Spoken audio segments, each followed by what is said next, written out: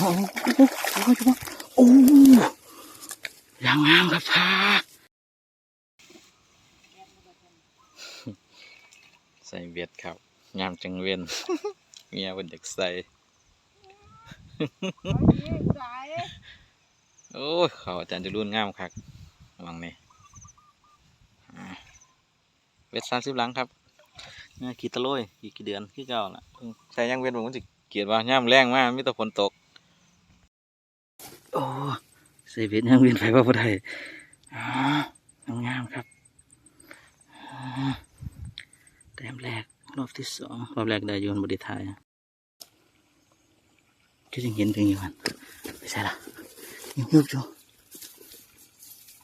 โอ้โอ้ยังงามครับพาไอ้วานกินแต้ม2ครับสวยๆนี่ครับตกปลาครับเห็นปะนี่อยู่วันนั้นอยู่แล้วครับจะหลุดเด้อนี่สวยๆแต้มครับเก็บครับเก็บ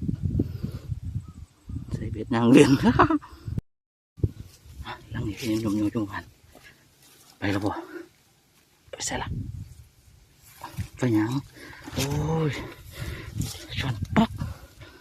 ครับตื่มกันใส่เบ็ดนางเวียนครับได้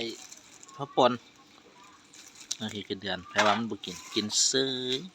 เนี่ยดำ2 หลอดอีกรอบหนึ่งติดตามแต่บ่